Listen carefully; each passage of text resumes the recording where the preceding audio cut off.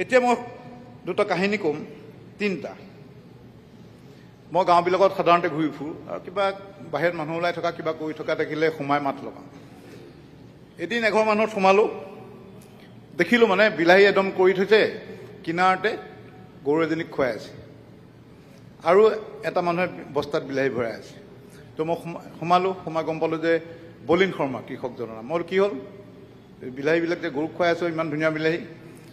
ক'লে এতিয়া 1 টকা 2 টকাতকৈ প্ৰাইচ দি দিয়ে, এই গৰুৰ দানাৰ দাম বহুত, সেইকাৰণে ইয়াৰ অলপ খুৱাইছোঁ, কিন্তু বেছি খুৱাব নোৱাৰি, গৰুৰ পেটত গেছ হয়। বাকী বোলে এজনে গাহৰিৰ কাৰণে অলপ বিলাহী লৈ গৈছে বিনামূলীয়াকৈ, কাৰণ ছিঙিলেও দামটো হাজিৰা কৰা যিটো দাম ওলায় সেইটো দাম নোলায়। এতিয়া মই ক'ব খুজিছোঁ যে বিলাহী 200 গ্ৰামত যদি ইমান দাম হয় 80 টকা, 1 কেজি বিলাহীত 1 টকা 2 টকা কেতিয়াবা কেতিয়া হৈ যায়। আৰু মই আগদিনাখন 30 টকাত মই বজাৰত কিনিছোঁ বিলাহী।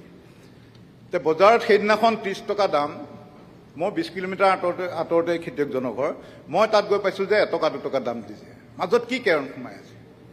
বা বিলাহী য'ত প্ৰডিউচ হয় সৰহকৈ, তাত এনেকুৱা আমি এহেঁতকে মাতি আনি, এইটো কি কোম্পানী নাজানো, এহেঁতকে মাতি আনি ফেক্টৰী এটা বনাব পাৰোঁ, নিজেও বনাব পাৰে, এইটো চাগে বেছি দামী ফেক্টৰী নহ'ব।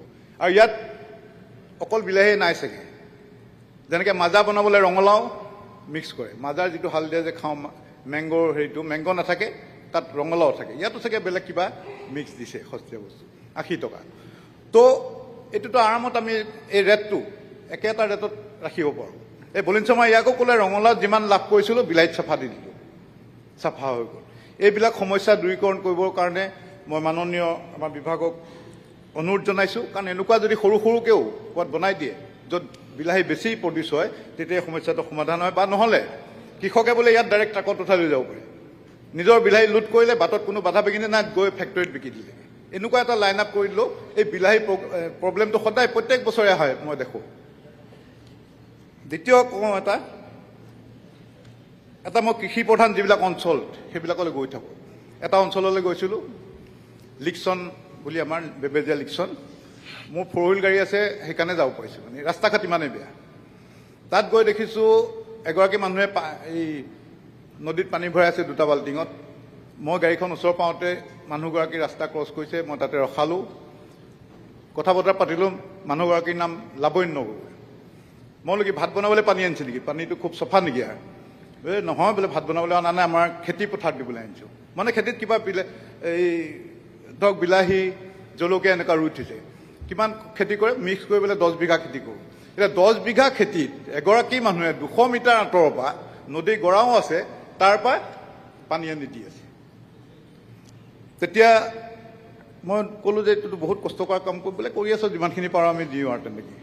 তো মই এজন ঠিকাদাৰক, ইৰিগেশ্যনৰ ঠিকাদাৰ এজনক খবৰ দিলোঁ যে ইয়াত এটা, পাছত মই ক'ৰবাত এডজাষ্ট কৰি দিমগৈ, ইয়াত এটা চ'লাৰ পাম্প এটা দি দিব লাগে। আমাৰ মাননীয় পীযুষ হাজৰিকা ডাঙৰক কেতিয়াবা মই লগ কৰাই দিওঁ এইখিনি মানুহ, যে তেওঁলোকৰ নিজে কথাখিনি পাতিব পাৰিব। মানে আমাৰ কি হয়, ৰাস্তা, এগ্ৰিকালচাৰ ৰাস্তাটো যে কথা ক'লোঁ, 4 হুইল লোৱাৰ কাৰণে যাব পাৰিলোঁ। আমিতো জনবসতি স্থলত পথ বনাওঁ, কিন্তু এই কিছুমান ৰাস্তা এগ্ৰিকালচাৰ ডিপাৰ্টমেণ্টেও ল'ব লাগে, যে কৃষকৰ পথলৈ যোৱা ৰাস্তা, মানে কৃষিথলীলৈ যোৱা ৰাস্তা, সেই কৃষি ৰাস্তাৰ কাৰণেও বহুত দাম কম পায় কৃষকে, উলিয়াই নিবলৈ বহুত দিগদাৰ। আৰু এটা কথা কওঁ, এদিন খেতিয়ক এজনৰ ঘৰত বহি আছিলোঁ, কিবা ভাইটি বৰা নে কিবা। তো বহা বুলি কৈছোঁ কেলৈ, বহা মানে ঘৰ নহয়, কিন্তু তাতে থাকি পেলাই খেতিৰ সময়ত তাতে জিৰণি লৈ বা ভাত বনায়।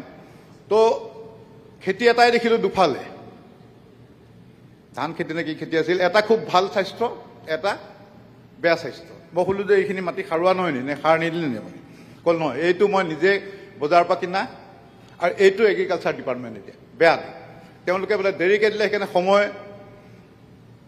যেতিয়া পাব লাগিছিল নাপালোঁ, দেৰিকৈ অহাৰ কাৰণে দিছে যেতিয়া হেৰি থলোঁ, সিঁচি থলোঁ, ইয়াৰ স্বাস্থ্যটো বেয়া হ'ল, লগতে বহুত মিছ কৰে, মানে যিবিলাক বীজ তাৰ বহুত মিছ যায়। সেইটো আমি সততে টিভি বা পেপাৰটো পাই থাকোঁ।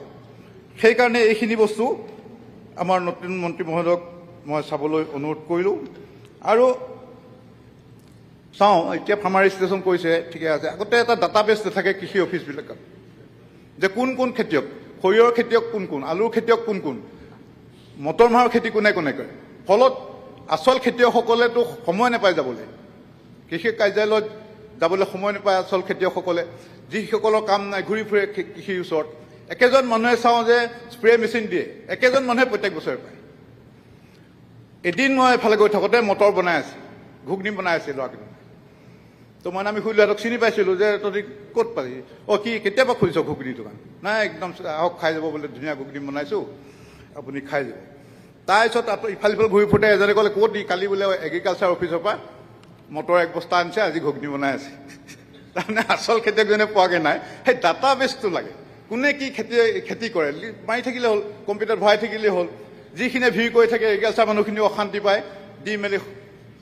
শেষ কৰে আৰু দালাল প্ৰকৃতি কিছুমান থাকে সিহঁতি প্ৰত্যেকবাৰে পায় এইখিনি আশা দূৰ নকৰিলে আমাৰ খেতি পথাৰ অঞ্চল আমাৰ খেতিয়কসকল আগবাঢ়ি যাব নোৱাৰে খেতি হয়তো আগবাঢ়ি গৈ থাকোঁ কিবা প্ৰকাৰে খেতিয়কসকল আগবাঢ়িব নোৱাৰে আৰু ছাবচিডি মোক এজন গমাৰি পাম মোৰ বন্ধু এজন বহুত খেতি কৰে যোগেন গগৈ বুলি ল'ৰা এজন তেওঁ ফোন কৰি ক'লে যে এনেকৈ motor agriculture pump water pump নেকি আনিবলৈ গৈছিলোঁ ক'লে যে ইমান টকা দিব লাগিব ইমানটো ছাবচিডি মই এবাৰ বজাৰত ট্ৰাই কৰিলে বজাৰত গ'লোঁ বজাৰত বোলে যিটো আমাৰ যিটো চৰকাৰে ছাবচিডি দিয়ে বজাৰত সেইটো ডিছকাউণ্টে দিয়ে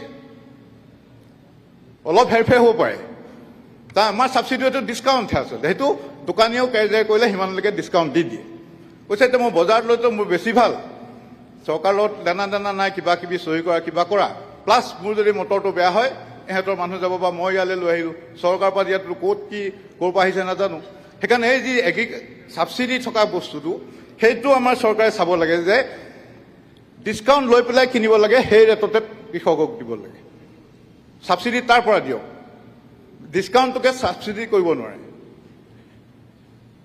আমাৰ এইখিনি কথাকে ক'লোঁ আৰু কৃষি আৰু কৃষক এই ছেক্টৰটোক যদি আমি আগবঢ়াই নিনো তেতিয়া আমাৰ আত্মনিৰ্ভৰ অসম কেতিয়াও নহয় কাৰণ আমি যিমানেই ইণ্ডাষ্ট্ৰী বনাওঁ যিমানেই চৰকাৰী চাকৰি আমি ক্ৰিয়েট কৰোঁ কিন্তু আনএমপ্লয়মেণ্টটো শেষ কৰিব নোৱাৰি কৃষিৰ প্ৰতি ধাউতি কৰি এনেকুৱা সৃষ্টি যে মই খেতি কৰিলেই মোৰ লাভ হ'ব প্ৰত্যেকজন খেতিয়কে কিবা খেতি কৰিলে চিন্তা হয় যে এইবাৰ দাম বা থাকিবনে নাই দাম পামনে নাই লোকচানেই হয় কাৰণ এবাৰ লাভ হয় এবাৰ লোকচান হয় সেইকাৰণে মই সদনৰ জৰিয়তে মাননীয় আমাৰ নতুন মন্ত্ৰী ডাঙৰীয়াক এই বিষয়সমূহ চাবলৈ মই অনুৰোধ কৰিলোঁ আৰু